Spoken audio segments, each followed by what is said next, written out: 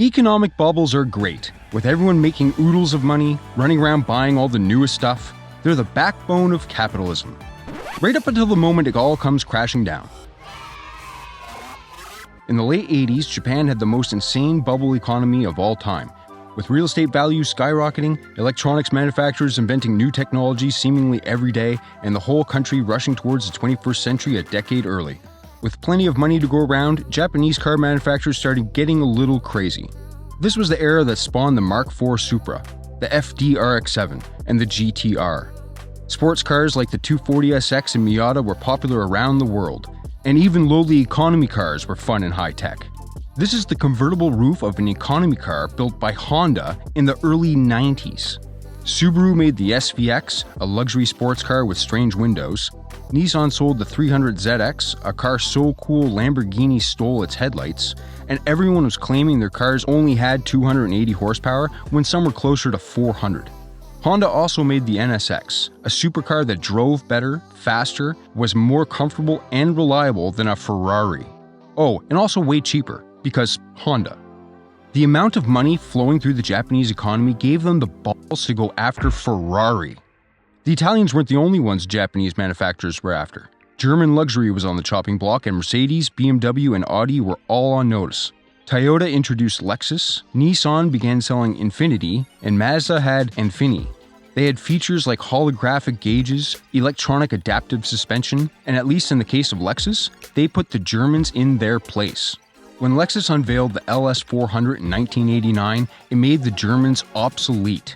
It was lighter and more aerodynamic, faster and more comfortable, all with better build quality and at a much lower price.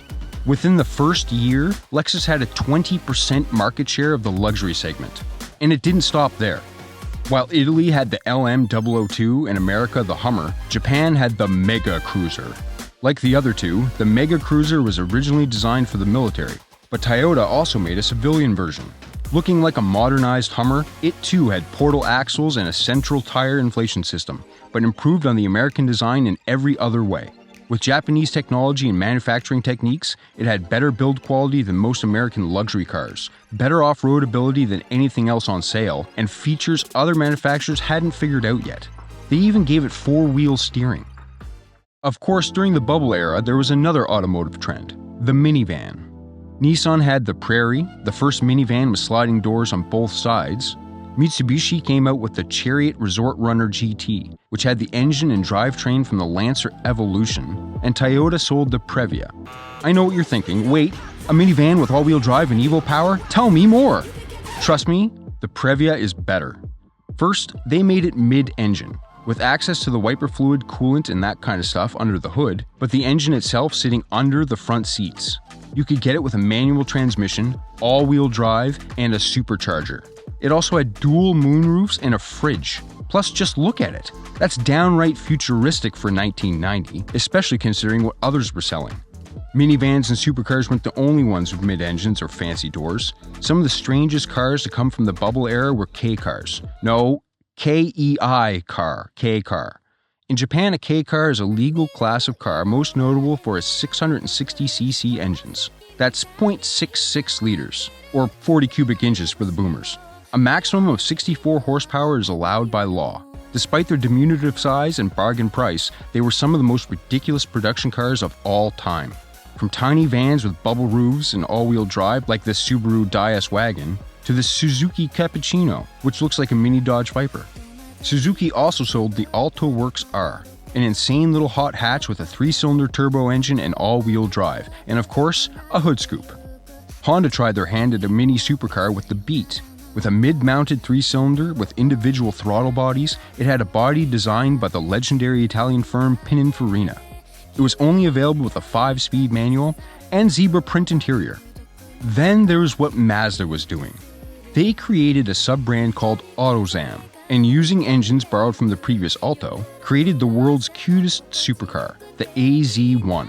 It too was mid-engined with rear-wheel drive and funky styling, looking like a cross between a Ford RS200 and a Ferrari, but the most outrageous thing about it was the doors.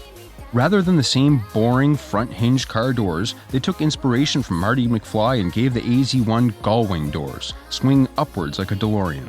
It even had a Mazda Speed Special Edition, with larger intakes and a rear wing. AutoZam wasn't the only one with odd doors. Although not a K car, the Toyota Serra was pretty odd too. It had a 1.5-liter inline-4 mounted in front and front-wheel drive. The larger size meant 4 seats, and it had things like ABS brakes and airbags long before most cars did. The odd thing about it was the doors. Like the AutoZam, it eschewed conventional doors for butterfly doors, hinging along the windshield. The side windows even curve up over the roof, beating the 720S, which needed 2 separate windows. The king of the bubble era was arguably Nissan, who produced some of the most iconic and limited cars of the time.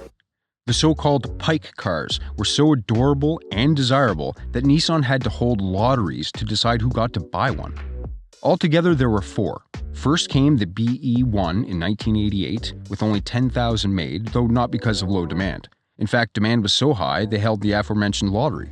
Then in '89 came the S-Cargo and the POW. The S-Cargo, because it looks like a snail, included a sushi tray, in case you got hungry while doing your deliveries. The POW was unashamedly retro, before it was cool. Having learned from the BE1, Nissan increased production to 50,000, though there was still a laborious registration process to pre-order one. The last Pike car introduced was the Figaro in 1991. Nissan had thought the retro trend had passed at that point and planned just 8,000 production cars, but ultimately they built 20,000 and could have sold many more. All 4 were instant cult classics, with Nissan even releasing catalogs of accessories bespoke to each model, with everything from vintage-style roof racks and rally lights to portable radios and bicycles. The Japanese bubble economy of the late 80s and early 90s gave the world ridiculous technology, vending machines that sell dog toys, and legendary anime. More importantly, it gave us the most ridiculous production cars of all time.